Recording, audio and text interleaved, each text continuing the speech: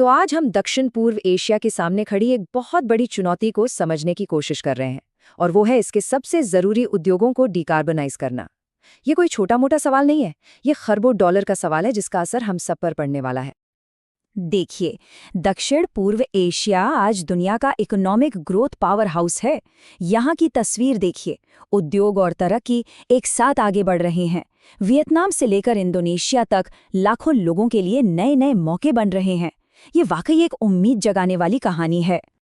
पर यहीं पर सबसे बड़ा सवाल खड़ा होता है, क्या ये जो जबरदस्त ग्रोथ हम देख रहे हैं ये हमेशा के लिए टिकाऊ हो सकती है?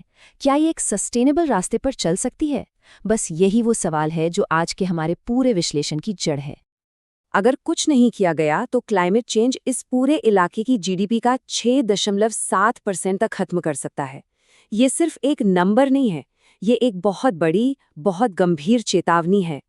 मतलब एक्शन न लेने की कीमत हर एक नागरिक को चुकानी पड़ेगी, चाहे वो आर्थिक तौर पर हो या फिर पर्यावरण के बिगड़ने से।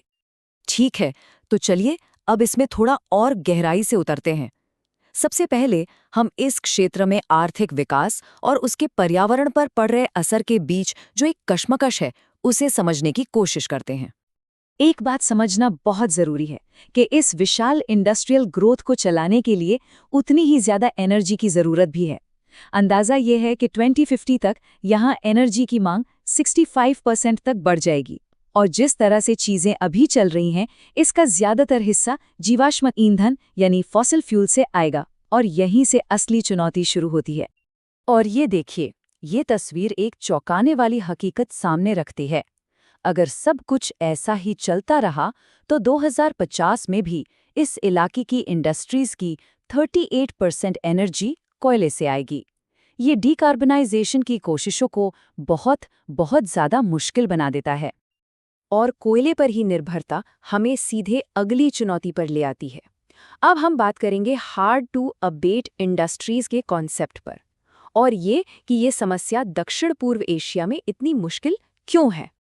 तो सवाल उठता है कि ये हार्ड टू अबेट इंडस्ट्रीज आखिर हैं क्या? देखिए, ये वो सेक्टर्स हैं जैसे स्टील, सीमेंट, केमिकल्स, जो बहुत ज़्यादा कार्बन पैदा करते हैं और जिन्हें आप बस सोलर या विंड एनर्जी पर नहीं चला सकते। इनके लिए कोई आसान स्विच नहीं है। असली प्रॉब्लम की जड़ यही है। अब देखिए, इस इलाके की अपनी कुछ खास मुश्किलें हैं। कई इंडस्ट्रियल प्लांट यहाँ काफ़ी नए हैं, जिनकी लाइफ अभी 20 से 30 साल बाकी है। उन्हें वक्त से पहले बदल देना आर्थिक रूप से बहुत महंगा सौदा है। ऊपर से जो इन्वेस्टर्स हैं, वो भी नई अनप्रूवन ग्रीन टेक्नोलॉजी में पैसा लगाने से हिचकिचाते हैं। उन्हें आज भी पुराने भरोसेमंद फॉसिल फ्यूल्स ज्यादा सुरक्षित लगते हैं। लेकिन जैसा कहते हैं, हर मुश्किल का कोई ना कोई हल तो होता ही है। तो अब हम समाधान के पहले हिस्से की तरफ बढ़ते हैं, और वो है फाइनेंसिंग के नए और इनोवेटिव मॉडल्स की भूमिका। यहाँ पर दो चीजें समझनी बहुत जरूरी हैं। एक है ग्रीन फाइनेंस, जो उन प्रोजेक्ट्स के लिए है जो शुरू से ही ग्रीन है, जैसे कोई नया सोलर फार्म बनाना।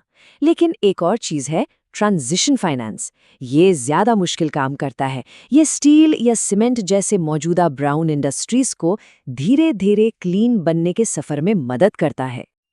और जैसा कि ये कोट बताता है, ट्रांजिशन फाइनेंस उन कंपनियों के लिए एकदम सही है जिनके पास तुरंत शुरू करने के लिए बहुत सारी ग्रीन प्रोजेक्ट्स नहीं हैं, पर वो सही दिशा में कदम बढ़ाना चाहते हैं।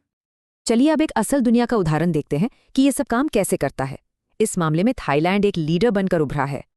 थाईलैंड ने अपनी सॉवरेन सस्टेनेबिलिटी बॉन्ड्स के जरिए 12 बिलियन अमेरिकी डॉलर से ज्यादा की रकम जुटाई है। ये कोई छोटी बात नहीं है। इससे पता चलता है कि इस अप्रोच में कितना दम है और ये कितने बड़े स्केल पर काम कर सकता है।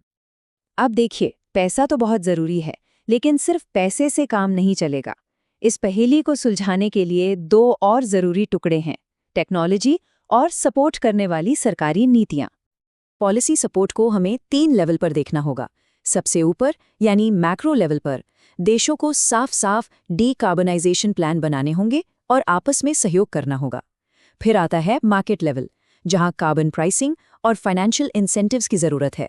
और आखिर में प्रोग्राम लेवल पर नए प्रोजेक्ट्स को शुरू होने के लिए सीधी फाइनेंशियल मदद चाहिए होगी। अब अगर टेक्नोलॉजी की बात करें तो वहां भी अपने चैलेंज हैं। लो कार्बन हाइड्रोजन जैसी नई टेक्नोलॉजी अभी भी शुरुआती दौर में है, इसलिए उस पर पूरी तरह से निर्भर नहीं रह सकते। यहाँ के पावर ग्रिड सोलर और विंड एनर्जी के उतार चढ़ाव के लिए तैयार नहीं है। और तो और जो ज़रूरी पार्ट्स हैं उनके लिए यूरोप और नॉर्थ अमेरिका से इतना कड़ा कंपटीशन है कि कीमतें बढ़ जाती हैं। और इन सब के बीच एक बहुत ज़रूरी बात हमें नहीं भूलनी चाहिए, इंसानी पहलू। जब इंडस्ट्रीज बदलती हैं तो नौकरियां जाती हैं, लोगों की जिंदगी पर असर पड़ता है। इसलिए ये ज़रूरी है कि ये बदलाव न्याय संगत हो। मतलब हमें ये पक्का करना होगा कि फॉसिल फ्यूल पर निर्भर इलाकों के मजदूर और उनके परिवार पीछे ना छूट जाएं। तो हमने प्रॉब्लम को समझा, मुश्किलों को देखा और कुछ संभावित समाधानों पर भी बात की। तो अब इस विश्लेषण को समेटते हुए भविष्य की ओर देखते हैं और समझते हैं कि आगे का रास्ता कैसा होना चाहिए। तो निचोड़ क्या है? सीधी सी बात है, कामयाबी के लिए 3 चीजें चाहिए: सही तरह का फाइनेंस, बेहतर टेक्नोलॉजी और smart policy. Asia zero emission community जैसे इंटरनेशनल पार्टनरशिप बहुत जरूरी हैं, और सबसे अहम बात, ये पूरा बदलाव इंसाफ के साथ होना चाहिए ताकि कोई भी पीछे न छूटे। और एक बात हमेशा याद रखनी होगी, कुछ न करने की कीमत एक्शन लेने की कीमत से कहीं कहीं ज्यादा होगी। और आखिर में ये एक सवाल है जिस पर सोचना बहुत जरूरी है। ये सिर्फ दक्षिण पूर्व एशिया की चुनौती नहीं है, ये हम सब की, पूरी दुनिया की चुनौती है। तो सवाल ये है कि क्या दुनिया इस खरबों डॉलर के ट्रांजिशन को फेल होने का जोखिम उठा सकती है?